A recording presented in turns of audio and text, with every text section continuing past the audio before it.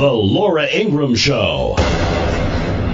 Paul Ryan, open borders and amnesty and lots of other, and bad budgets, by the way, very, very bad budgets. Frankly, the only one that Obama negotiates well with is Paul Ryan. Speaker Paul Ryan, I've really come to appreciate him. Speaker Paul Ryan, where's Speaker? Where is he? He has been terrific. And honestly, he's like a fine wine. Every day goes by, I get to appreciate his genius more and more. Now, if he ever goes against me, I'm not going to say that, okay? Interesting that Donald Trump chose to compare Speaker Ryan to fine wine, given that Donald Trump does not drink. He gets better day after day. Well, to whom does he get better day after day? I'm sorry, but I was screaming laughing. It's a far cry from what happened at Freedom's Fall, that festival that Paul Ryan was hosting in October, the weekend of the Billy Bush tape, when that came out. See, some of us, the weekend of the Billy Bush tape, some of us forged on. I was at the Bakersfield Business Conference, spoke to, 9 or 10,000 people. I got the pulse of the people immediately. Hello? And I got the pulse of the people immediately, and they were all sticking with Trump. And I got up there and spoke about why we need to take back this government and the Supreme Court, et cetera, et cetera. And people reacted with cheers, and frankly, they didn't care much about Donald Trump's personal life or old comments bragging to some young buck in Hollywood. They didn't care. They cared about the country. But at that Wisconsin deal, it was completely, it's amazing how winning can change people's minds. Just 2 months ago, it was, a little awkward. Welcome to Fall Fest. Look, let me just start off by saying there is a bit of an elephant in the room. And it is a troubling situation. I'm serious, it is. I put out a statement about this last night. I meant what I said, and it's still how I feel. But that is not what we are here to talk about today. You know what we do here at Fall Fest? We talk about our ideas. I'm sorry. They still haven't forgiven him, though. Wasn't that interesting in Wisconsin last night at the thank you tour? It's amazing. The Wisconsin, of course, turned out to support Trump. They didn't need Paul Ryan to vote for Trump. He wouldn't have Trump appear on stage with him during the campaign, would not have him appear on stage. He was disinvited to that Fall Fest. But he's still falling from the Fall Fest. And it took Trump the magnanimous. Maybe we should call him that. That should be his name heretofore, Trump the magnanimous. Well, the Sun King. Now we have, we have all the names for the kings. This is the Trump the magnanimous. And it takes Trump to quiet down the audience because of their boos. They still don't forget. So Trump forgives Ryan, but the people are not so forgiving. Hey! Wisconsin, how about it, huh? Oh my gosh! Is this not so cool? Is this not incredible? It was before I had my driver's license the last time Wisconsin went Republican. I hope we've learned something since we've gotten our driver's license. I'm being very un-Christmas-like in my analysis of this. But we're doing this because I think Republicans have to go into this new presidency and this very short period of time that Trump will have to really get the most important substance accomplished. We have to go into this with our eyes wide open. The very people who insisted and believed that Donald Trump could never win and felt it well within their right to criticize, slam him, denigrate him, and then just kind of ignore him. those same people are going to be trying to get in his good graces for one reason. Not because they even like him very much or because they're happy about this. No. They're going to try to get into his good graces because they want to affect policy. That's what this is all about. See, I always pull the curtain back for you on the show. Issues such as who the U.S. trade representative is going to be. Now, many of you are sitting in your car, or maybe you're in your kitchen listening and driving your kids around or going to work, and you think, what is she talking about? USTR? Why would that? That's going to be fine. Well, we have to remember that both the House Ways and Means Committee and the Senate Budget Committee, those Republicans were all in for the Trans-Pacific Partnership. They are all in for global trade, regardless of where these deals have taken us. And they want their guy to be in there litigating or not litigating the case for America and negotiating for America in future trade deals. They want their representative in. They don't want Trump's guy in. They want the House and the Senate view of trade represented in these trade negotiations. And again, all important trade litigation.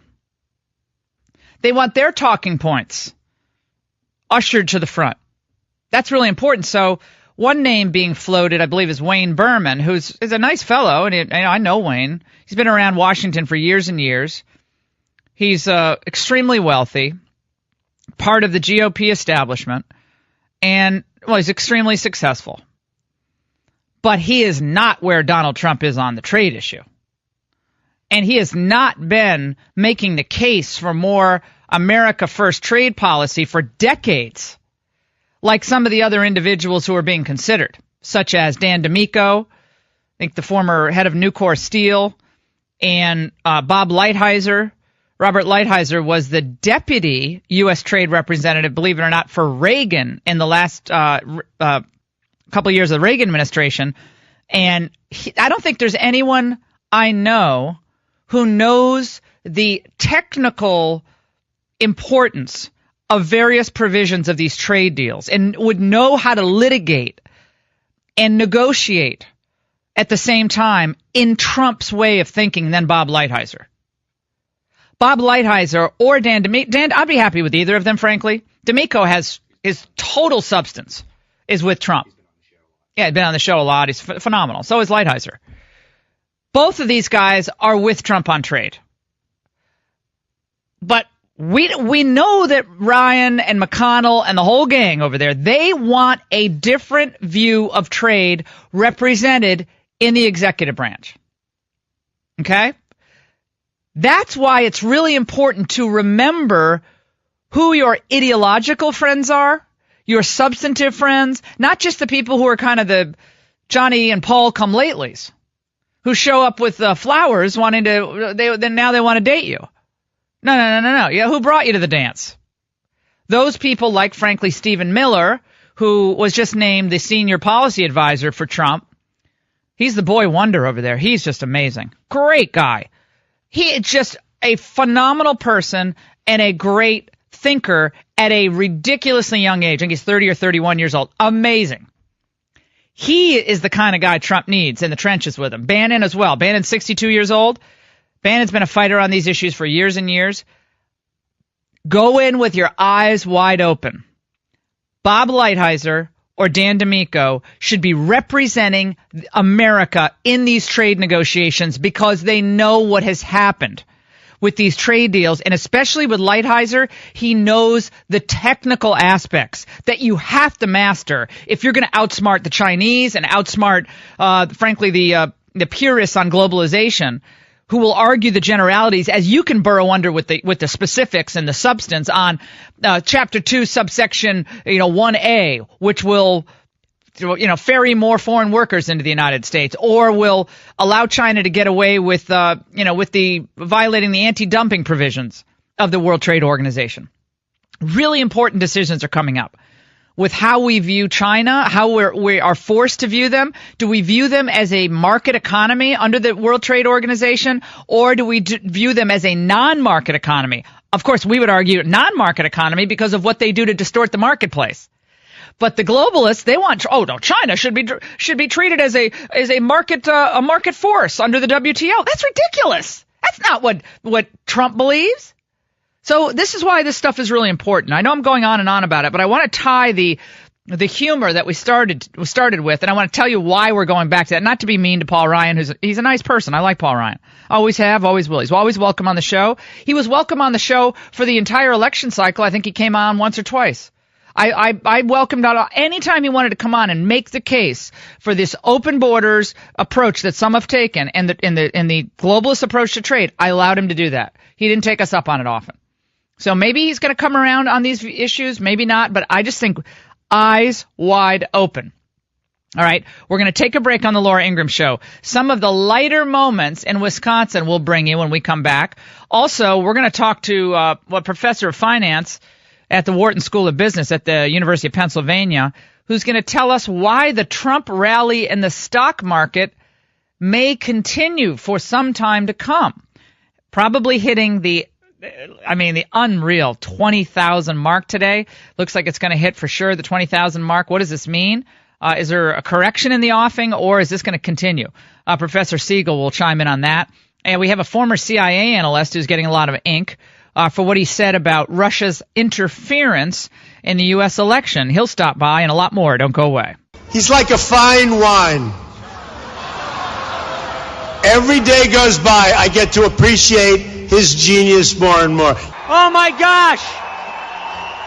Is this not so cool? What should it be? I'm doing this for all of your politicians over here. Not that we're going to change at this point.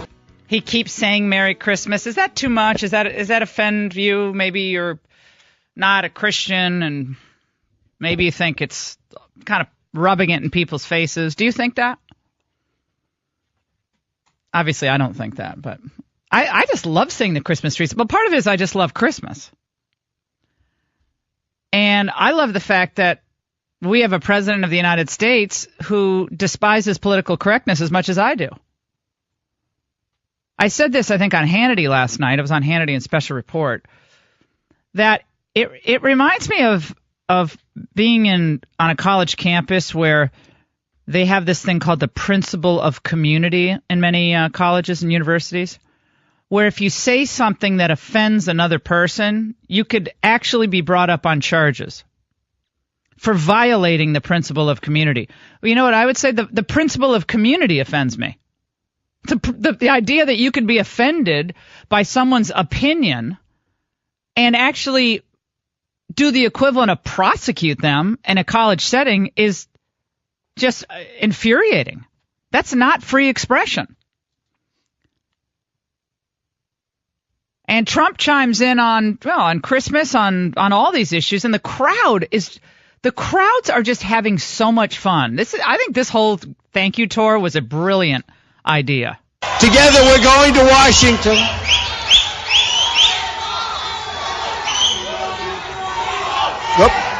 Whoop.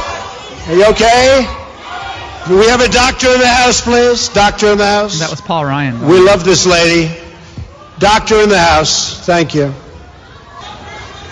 We love this lady. We love everybody. We love everybody. I get carried away. That woman who I've seen before is terrific. Make sure she's perfect. Make sure she's okay.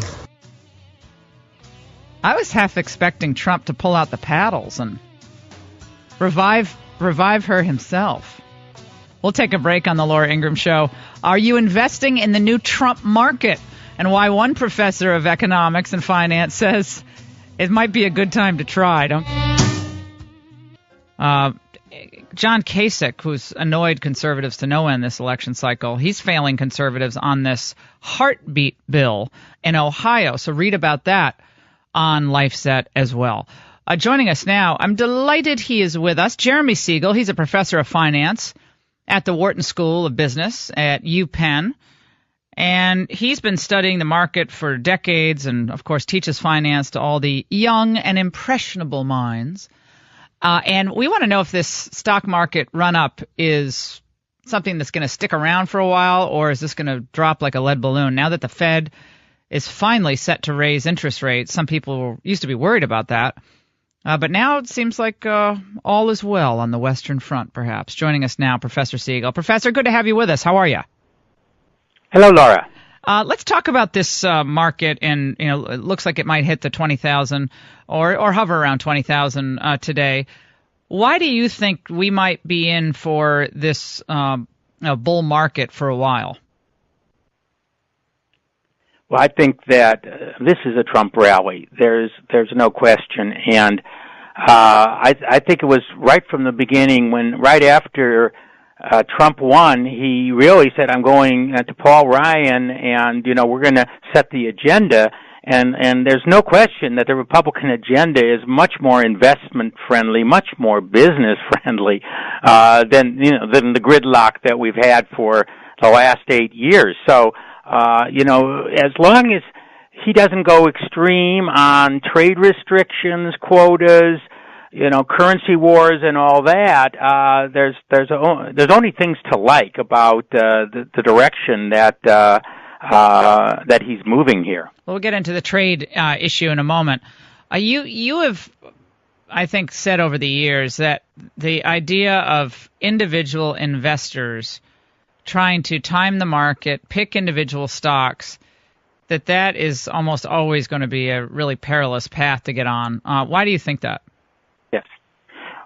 I think that, well, the evidence is overwhelming that the great majority, 80% or more of active investors, and even professional active investors, do not match the averages after the fees that they charge. And the individual investors, even if they,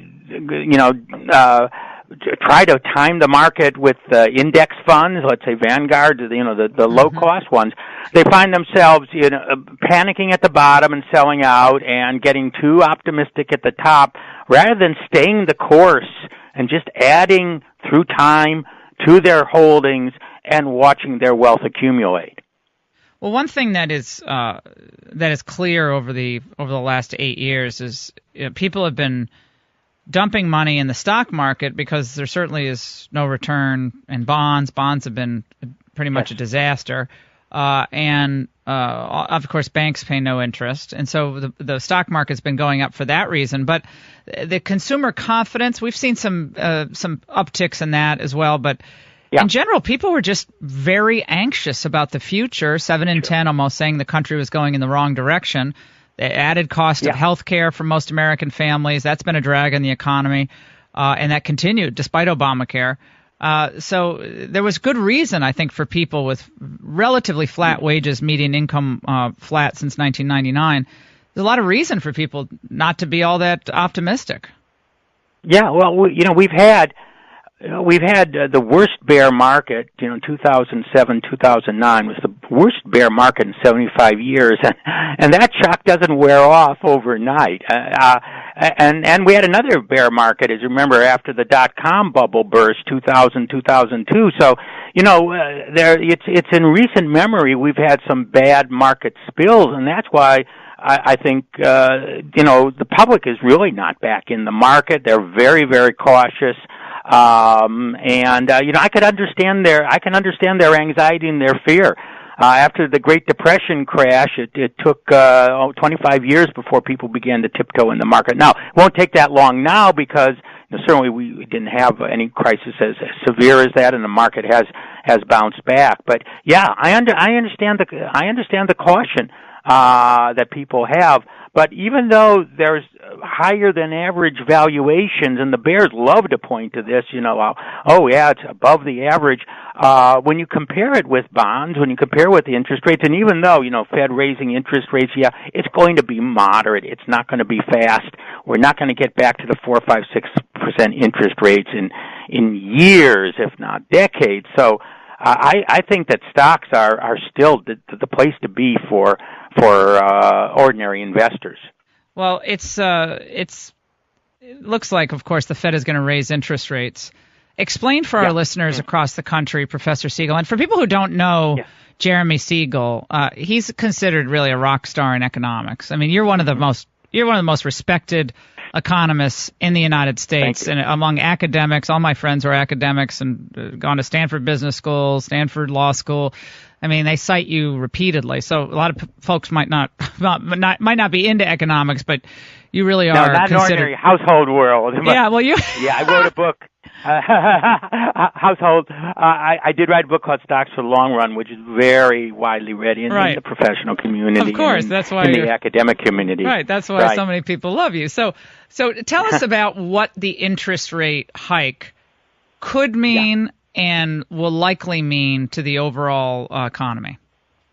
Yeah, well, it's going to be a 25, what we call a quarter point bump, which is very small. Now, in terms of direct, the prime rate will go up a quarter, and a number of people have loans that are connected to the prime rate, particularly home equity loans. They'll see a little bit of a bump on that. There might be some car loans and a couple other installment loans that go up. Now, we've already seen a bigger hike in mortgage rates because the interest rates have jumped since the Trump election in anticipation of a stronger economy. So actually, a higher interest rate's not necessarily a bad feature at all.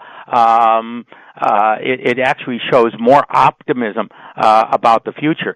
Also, I think what's really important to know is, people say how many interest rate hikes are going to have next year. Now we're going to see forecasts that are going to come out about that from the Fed. But the truth of the matter is that they're going to wait and see too. Because when they raised last December, January and February were not good months, and that really caused them to hold off for another year. I definitely don't think that's going to happen again, but it's a wait and see. And if they see the economy continue to pick up, as you mentioned, consumer sentiment is also picking up. Business sentiment is definitely picked up huge on anticipation of corporate tax reform, which we need so very badly. God. I mean, even the Democrats have admitted how crazy our system is. So, I mean, if we, get that into that, we'll probably have, maybe another half-point rise next year, maybe even 3/4. But one has to remember, those increases will only be in effect if we have optimism. So it's not something that's going to kill the stock market just because we're going to get a few bumps on the interest rate. I mean, have we ever kept rates this historically low for this long? No. That's right. No, I mean, I'm not an expert in this, but I can't believe how long this has gone on. They just ran out of tricks in their black bag of tricks. They had no other tricks left. Right. Well, that's why they went to what we call unconventional monetary policy, quantitative easing, all that. There's a lot of debate printing about how money. much it worked or didn't. Right. But the truth of the matter is, we're now out of it. We're the first industrialized country, developed country to be out of it. Japan and Europe are still mired in it, and they don't have anywhere near the growth or the optimism that we do now. So we are, moving more towards a more normal interest rate environment. But let me say, when I say more normal, we might get, your bank accounts might get to 1.5%, 2% in a couple, 2 or 3 years. But I don't think we're going to have 4, 5, 6% CDs like many of us remember in the 70s, 80s, and even early 90s. Wait, Professor, my mother was able to, in part, send me to Dartmouth College because she had 18% in her CDs. Oh, yeah. Remember that? That was I do. I do remember that. That was awesome for the older people. For my first mortgage for my first house, we were so thankful that our developer actually subsidized our mortgage to 12% because the going rate was 18, and we also thanked for a 12% mortgage. Yeah, these I teach a lot of young students, and they have no idea. Their heads. No, they have no clue. They have no memory of that. No. I'm old. I remember that. So, would you be willing, Professor, if asked, to serve as chairman of the President's Council on Economic Advisors, and if not, who would you recommend? That would be that would certainly be an honor. There's a lot of good people out there. And can you give us a few names? First of all, you should do it. Number one, but let's hear other names. My feeling is, now there's a few people, and it's sensitive. They were not people they were Republicans that did not wholeheartedly support Trump, worried about his trade policies. But I think what we see is a number of these people are happy with the Republican agenda. I mean, they've been Republicans for a while. You know, I mean, Greg, Mankiw at Harvard has certainly done that. Now, John Taylor is often talked about as a new Fed chairman. He's been a Republican and been involved. He's been Undersecretary of Treasury. Truthfully, the Fed positions, Laura, are much more important than the head of the CEA. CEA is an advisory head. It publishes general research, but doesn't really control policy in the way. So the Fed and Trump has two appointments on the board that are open. He's waiting till the cabinet fills. He will probably not fill these to January, February, and then of course Yellen's term, as we know, runs until January 2018, and that's a very important decision, and it's good actually. He does not have to make that decision right away. If you could advise President Trump, and you kind of are generally aware of what maybe he's being advised of now with the economy, what advice would you give him about the complex nature of this economy? Well, I think I mean I like the way he's going. I like his appointments.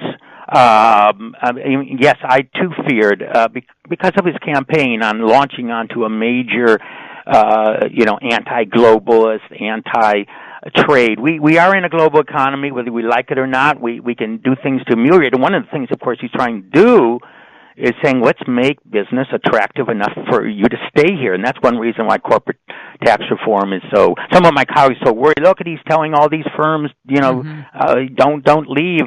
But he's also telling these firms, we're going to make it attractive for you to stay. And then that's something I have not seen for a long time. But on the trade issue, Professor, I mean, I think what he's saying, and to be fair, is he's saying that in some of these trade deals, and specifically the WTO, it's been very, very difficult for the U.S. to litigate its interest at the International Trade Tribunal. And I think there are lots of things we could do to make these trade deals better. I don't think he's saying not to trade.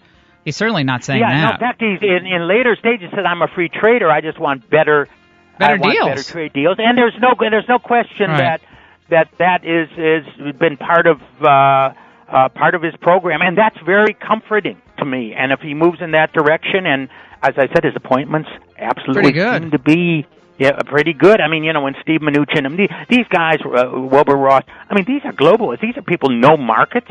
He's sensitive. They're not going to say, "Hey, guys, remember we're in a global market." He's setting himself up, I think, good advice. And Professor Siegel, I know you're going to come back and you're going to join us on a general investing segment on the Laura Ingraham Show, because a lot of people are calling in wanting your help in investing strategy. But we're out of time. But, hey, have a wonderful holiday. Happy New Year. And thank you very much. And thanks so much for joining us. And I hope to be with you again soon. All right. You take care. All those dumb kids at Wharton School of Finance, they're all really smart there. Don't go away.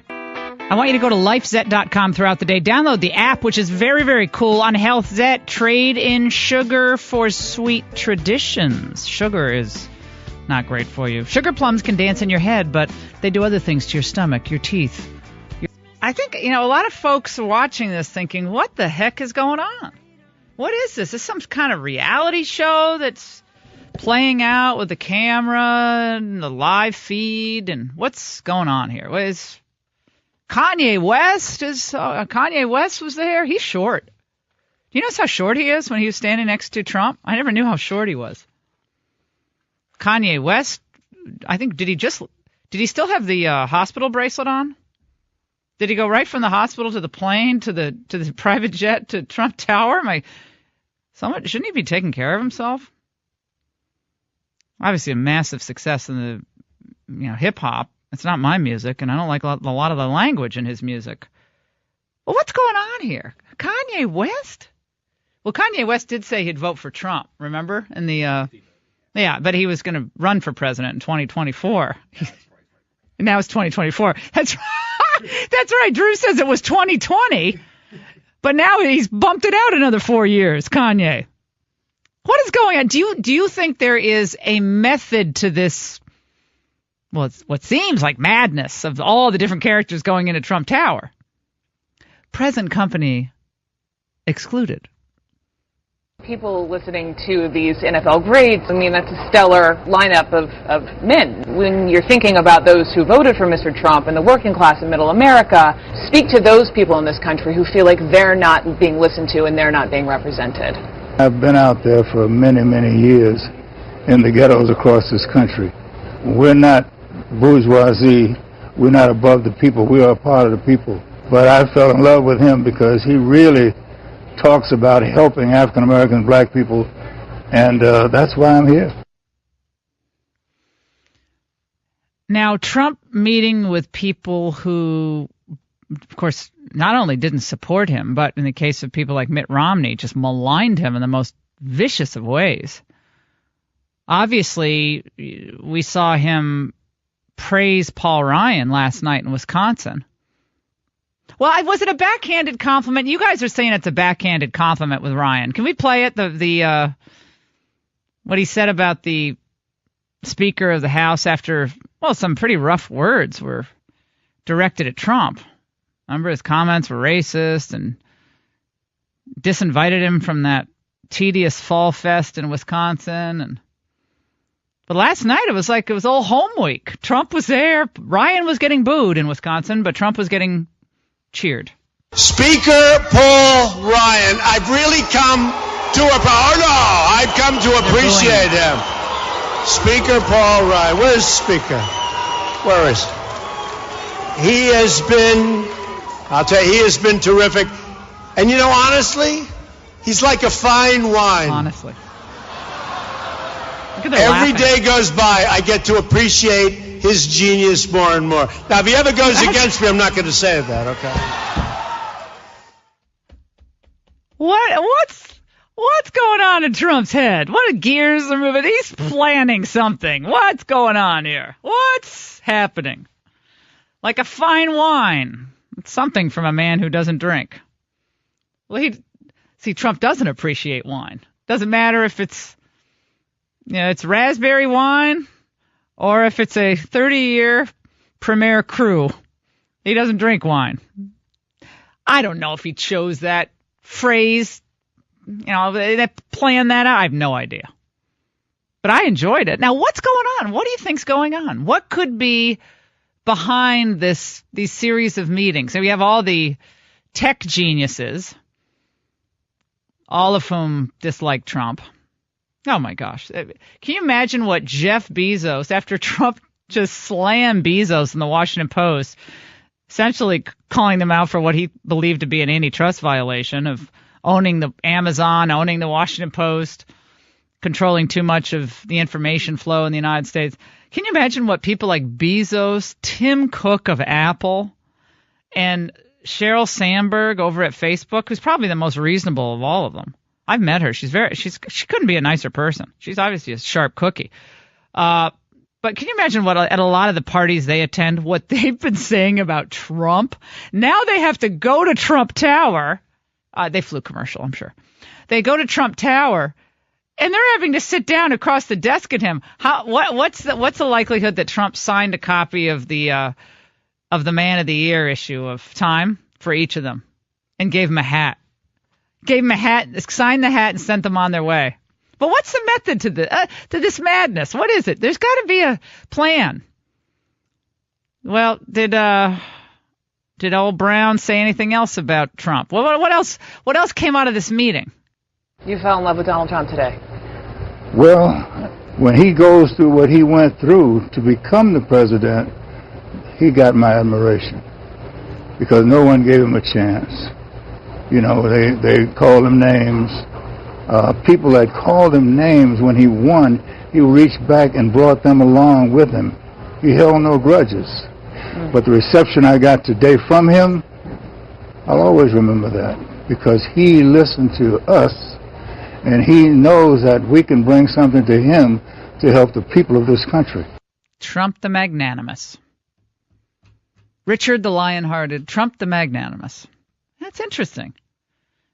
You see, you asked me, would I have invited Romney to have dinner? No, I wouldn't have. I just would not. I would not have wasted a minute with Mitt Romney. Well, there's a reason Trump's president. It's not, politics is not my deal. I wouldn't want to be a politician. Probably. Maybe. I don't know. Do you think there's something interesting about this? I know the instant reaction, of course, that I had about Romney was, oh my God, but he didn't pick Romney. But there was a little bit of dance with Romney. Kanye West, Jim Brown, Ray Lewis.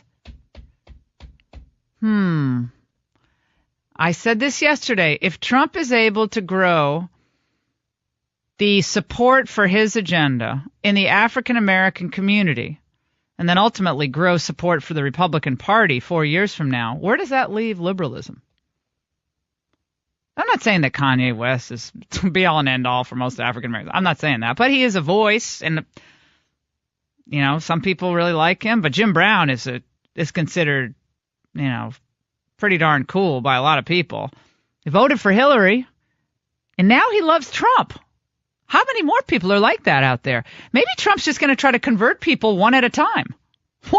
Conversion.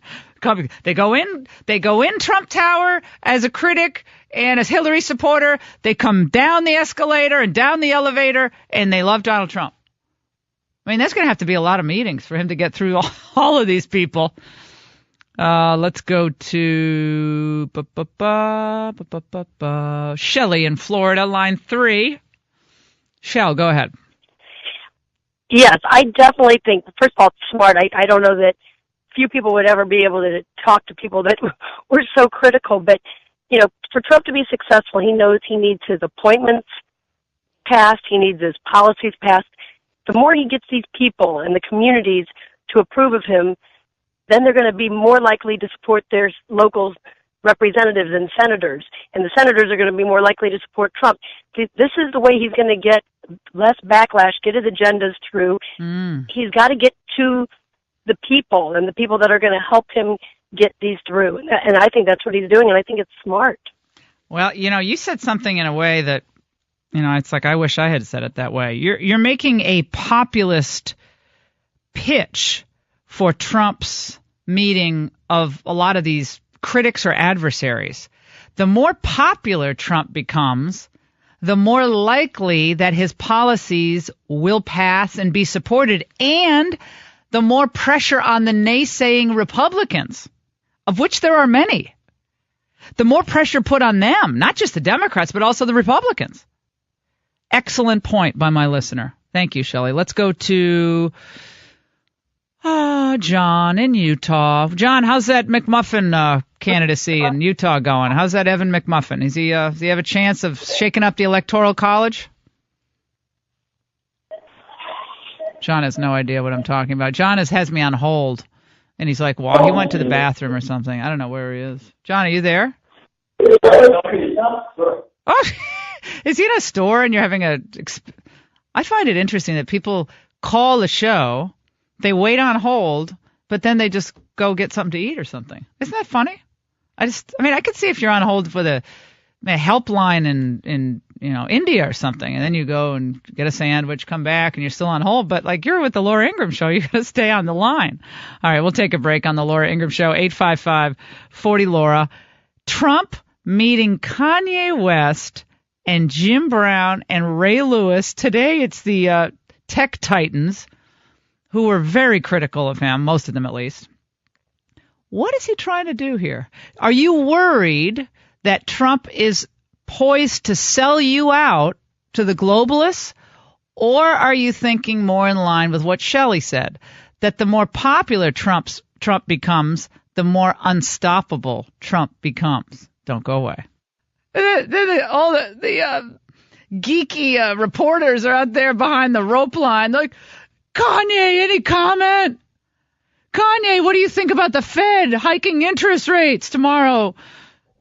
Kanye, what about Aleppo? Kanye, what do you think about Putin's hacking? No, they didn't say that, but they were shouting questions. And Kanye just, I'm here taking pictures. Taking pictures. And afterward, Trump said they talked about life. Drew says he wasn't in the hospital in L.A. He was in the hospital in New York. Well, you called it a mental institution. I don't think it was a mental institution. People have problems. I mean, I don't look down on people. People need help at different times in their life, and you're connected with that Kardashian family. Gosh, that would drive anyone to the nut house. I mean, my goodness, those people, every minute of your life is on camera. I couldn't deal with that. You know, I was at the gym. That must have been a couple weeks ago. I've never watched that show. And you know how when you're at the gym and there's a TV and you want to pass the time on the treadmill, whatever. I caught that Kardashian show. That is the most ridiculous thing. I can't believe what a smash hit. Is that still a big hit? Huge. Well, Keeping Up with the Kardashians? No, thanks. I'm keeping away from the Kardashians. But apparently Trump, that was a great meeting. Maybe Trump will say, look, you help me get reelected in 2020. I'll help you get elected in 2024. I'll pass the baton to you, Kanye. Oh, my goodness. Bill in Florida, line 6. Bill. Well, I talking about Trump meeting with these critics, influential and iconic people, and critics, all of them. I think it's brilliant. Donald the Magnanimous, not in a condescending way. He's going upstream. He's endearing himself. Again, not in a condescending way. And those folks are going to allow downstream culture, subcultures, to be influenced. And it's so intuitive, but nobody saw it coming. I'm really amazed every day that against the tide of criticism that continues, he continues to stay on what looks like a very articulate sound. He knows what's going on, and we're just along for the ride, and in some ways blown away. Bill, you're making a great point, and he's just dominating the news coverage. Poor old Obama's trying to get anyone to pay attention to his last foreign policy speech, his last trip overseas, his last lighting of the Christmas tree, and nobody cares. Nobody cares. It's like Trump is already president. And you're right, these cultural icons. Maybe Republicans should have thought of this before. Republicans abandoned the culture for the most part, with the exception of a few filmmakers and a few in the entertainment industry, but not many. So we have essentially abandoned the popular culture, and the left dominated it. Now Trump comes in and says, whoa, it doesn't have to be that way. I can get to know these people, and maybe some of them are capitalists in their core, and maybe this all becomes a lot more popular in different settings. I think it really is genius. We'll see. Proof will be in the pudding. 855-40-LAURA. Speaking of Russian hacking, our next guest will inform us about what he thinks as a former CIA analyst. I don't know why. I woke up at 2:30 in the morning, and then I went back to sleep, and then I woke up again at 4:30, and I stayed up. I didn't go back to sleep. You know, because you're getting all my emails through it, like 4:35. They know they're in for a terrible, terrible mood show if I didn't sleep. No, I'm actually pretty good considering I slept like 3 hours. That's just the way it goes. Sometimes you have a lot on your mind. I'm just thinking about the things I've forgotten that I want to do for Christmas. I still have all my gingerbread to make, which is going to be a hell of a project. All the gingerbread, including the squares for the gingerbread home that we're going to make. It's a home. It's not a house. It's going to be a home. And all the migrants are going to be invited in, all the Syrian refugees. Oh, come on. I'm just joking.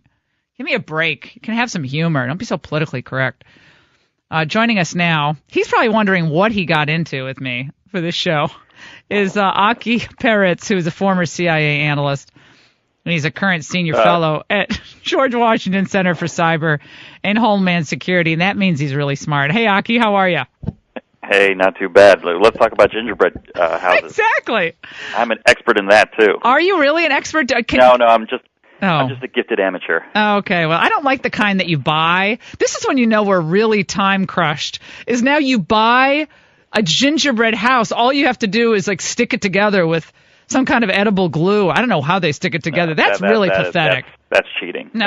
Cheating. You can't do that at all. No, that's the worst. So we're not doing that. We're doing it the old-fashioned way, the kind that makes you throw things across the kitchen because it's so frustrating. So let's talk about something that is equally as frustrating for folks as the the current story looks like Russia was trying to get into the DNC, did get into the DNC computers, Russian hackers. They have cool code names like Cozy Bear and Comfy Bear. Is that Comfy or Cozy or both? I mean, both of them were involved. Cozy Bear and Fancy Bear. Oh, Fancy Bear. Okay. The three Fancy or two Bear. bears. We need a third bear to make this a real story.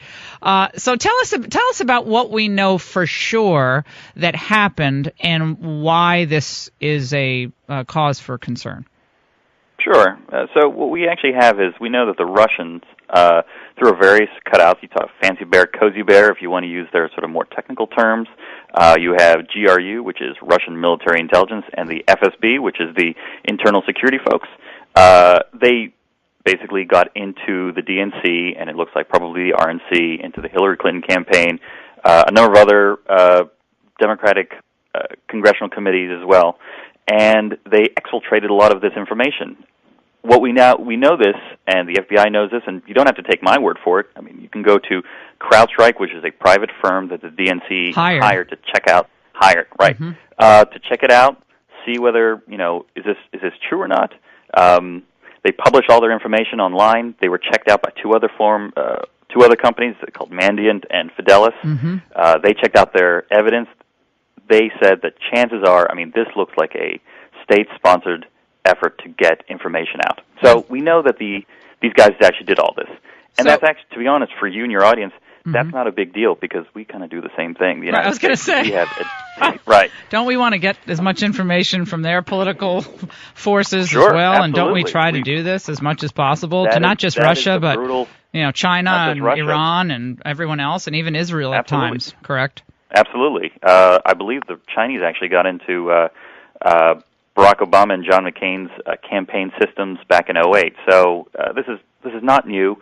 Collecting intelligence on your adversaries, and we are Russia's adversary, not new, not a big deal. What's really interesting is that they pushed out all this information through a variety of cutouts, whether it was WikiLeaks, a guy called Guccifer 2.0, and a group called DC Leaks. And it's one thing to steal this information. Chinese do it. Other places do it. It's another thing to push it out. And this is kind of the thing that we're talking about is why did they push it out? Did they push it out to mess up our electoral systems? Or was it to influence the campaign, in this case, Donald Trump's favor? And so that's a thing that people are really sort of uncomfortable with. And this is what you've seen in the Washington Post and other places about what's actually happening. Did they, the Russians, put their finger on the scale and try to help one candidate over another? And the CIA thinks, according to the press, that that's what happened. The DNI does not believe that there is sufficient evidence to make that conclusion. However, they are at odds in some respects with what the sources at the CIA are saying, and even the FBI doesn't completely get on board with everything that the CIA is saying. And I think the concern, the political concern that comes out of this, is that most of this was known before the election, and that only because Trump won is this a story. That if Hillary won, this would kind of be a footnote to the 2016 election cycle. I just have a sneaking suspicion that the New York Times wouldn't have had a 1, 2, 3, hold on, I'm still counting, 4, 5, hold on, 5, what does it still go on? No, 5-page story in the New York Times today about hacking the Democrats when we had China, as you recall, hacking I think it was the General Accounting Office or that held all the background files, including mine. Mine was hacked because they alerted me. Yeah, the U.S. government alerted me that my background check, I guess when I was clerking for Justice Thomas or one of those was taken, and they gave me some free identity theft protection for a year. Sure. Like, oh, good luck. Here's free identity theft protection. It's too late for that. So this has been going on for some time, and a lot of folks are wondering why it necessarily would have been good for Russia not to have Hillary Clinton be president of the United States. One could argue that Hillary and Barack Obama were actually great for Russia. Russia was able to make advance in Crimea, on the Ukraine, get ever closer to China with perhaps a new Russo-Sino alliance, its involvement in Syria, its work with Assad, the rise of Russian nationalism. All of this really grew under the Obama Clinton era. So why would Clinton have necessarily not been good for Russia? Well, that's actually a really great question. The Vladimir Putin and the people around him, who are most of these guys actually in Russia in their senior positions, have some sort of intelligence background. Mm-hmm. These guys have been around for a long time. They are sophisticated folks when it comes to looking at American politics. Sometimes not, but they came to the conclusion, I assume, that they believe that Donald Trump would be much more amenable to Russian needs. So what do the Russians really want? They want to protect their own sort of national interests, whether it's heaven forbid dealing with the oil. Yeah, heaven forbid. Heaven forbid a country protects its own national interests, like Japan, Russia, China, Saudi Arabia. Yeah, amazing, right? Yeah. And they are going to take active measures to make that happen. And so the fact that they were willing to take a lot of information out of our political campaign, and remember, if you remember, it was kind of a tough political campaign, and then sort of push it all out. Was that done in terms to kind of destroy or hurt or degrade our electoral systems or our belief in the political system, or was it to help a specific candidate, in this case, Donald Trump? Had Hillary Clinton won, maybe this wouldn't have been such a big story. But, I mean, according to the Washington Post on Friday, they talked about they hate Trump, though. Come on, the Washington Post is like a wing of the Hillary Clinton campaign. I mean, to quote the Washington Post is not exactly like, quoting the Post of 45 years ago. I mean, honestly, the Post has been pretty darn pathetic during this whole election cycle. But that having been said, I don't mean to interrupt. Go ahead. Well, that said, supposedly the president and FBI Director Comey, who obviously is no friend of Hillary, they briefed these folks in Congress. Mitch McConnell said, "No, we're not going to really do anything." But I wrote a piece in the Daily Beast this weekend that said, ultimately, it's Obama's, as commander-in-chief, has to take responsibility for actions taken against a foreign adversary. If there's a foreign adversary doing something to mess our elections, whether it's putting out information, derogatory information on one candidate or a series of candidates or a specific party, he, as commander-in-chief, should have gone out and unilaterally done something. Right, but he didn't, though. But that's the point. It took him until October to actually call Russia out, and many were saying for a long time, and in the New York Times piece just reminds everybody that it was back in the spring when the DNC was first alerted to the system intrusions by the Cozy Bear, Lazy Bear, whatever. I'm just going to mess up the names on purpose. The Lazy Cozy duo of bears that were getting into the DNC system. So it was, and they were able to backtrack it, as you said, CrowdStrike, really quickly to Russian sources. So what took so long? And I would say ditto for what China did to us in stealing sensitive personnel files. Your name, your home address, your social security number, where all your relatives live, everywhere you ever worked. Blackmail information, including interviews with people in your sphere who might have said something nasty about you in a background check. So all I'm saying is, why wouldn't Barack Obama have tried to take on China for that and warn China? Didn't really say anything about that. It's 50 million files. And that is, to me, that is pretty insane. In terms of that OPM data breach, the interesting thing about that breach, and I've written about this in the past, how many of those files have actually leaked? And the answer is 0. Not yet. So not yet, right? So probably a lot of information in those, though. Treasure trove of information. But in terms of can we point to a single thing or a single person where it has been blackmailed or we might not know yet? Yeah, we may not know. Maybe they have. We may not know for a generation. Maybe they have. Maybe there's let's say members of Congress. Maybe someone didn't take a job in the administration because they. This information was out, or maybe all I'm saying is we don't know. If an intrusion is significant, that's putting it nicely. If hacking is significant, and that was significant, and we know it's one of our adversaries doing it, seems to me, with all the leverage we have with our market in China, seems to me if we really wanted to make a stink about cyber attacks, we would have made a really big deal of it then. Obviously, I'm getting back to the point that I think a lot of this is political. And I think a lot of what we're hearing now from the Democrats especially is very political. And I know you're not into the politics aspect of this, but and I think the cybersecurity is fascinating, and it's incredibly cool and really important that we get a handle on this. But I mean, it seems like a lot of this stuff was known for a long time, and suddenly it's a front page story. Well, this stuff was all known before. Yeah, it was all known, and it's not. And again, I want to say that the United States intelligence community does very similar things elsewhere. And I hope so. Potentially, I really hope so. I mean, who knows? Maybe there's like an OPM-like organization in China that we've actually gotten access to, and the reason why we didn't make a big stink out of it is because we actually have the keys to their kingdom as well. So what's good for the goose is good for the gander. But I mean, I think the larger issue here is that American inaction, whether it's by Barack Obama, whether it's by Donald Trump, or whoever, means that all campaigns in the future in America are fair game to the Russians. If we don't do anything, or we do very, very little, we may do a little naming and shaming, which the Russians don't care about, then everything is up for grabs. I mean, maybe, let's say in a couple of years, Donald Trump turns against Russia for a variety of reasons. Or maybe Russia believes that President Trump, is not in their best interest. Or there's a specific person, whether it's Mike Flynn or James Mattis or whoever, is not in their camp. They've got lots of information, probably from the Republican Party, that they can sort of push out to blackmail, to undermine. But we do the same thing. But I keep saying, but we did the same thing in Chile. We did the same thing in some people say we're meddling in Honduras and even in Israel. I mean, this is like the oldest game in the book. I mean, we tried it. We cheer for different sides.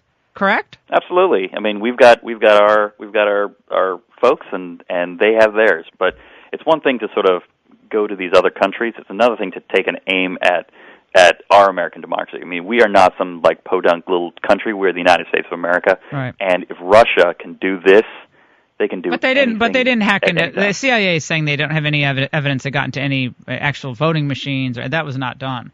I mean, even I think the New York Times says that. The CIA wouldn't be able to wouldn't be doing that at all. But yeah, as far as I know, as far as the public records indicate, they didn't actually mess with the voting tallies anywhere else. Yeah. Well, I think the Russians probably had about as much influence in the election as the New York Times. That's my that's my sense. Maybe yes, maybe no. Who knows? Well, we'll see. Hey, it's great to have you on, Aki Peretz, former CIA analyst, now at George Washington Center for Cyber and Homeland Security. That cybersecurity industry is booming, and for good reason. Mr. Peretz, thank you so much. We'll take a break on the Laura Ingraham Show. A lot more to get to. Don't go away.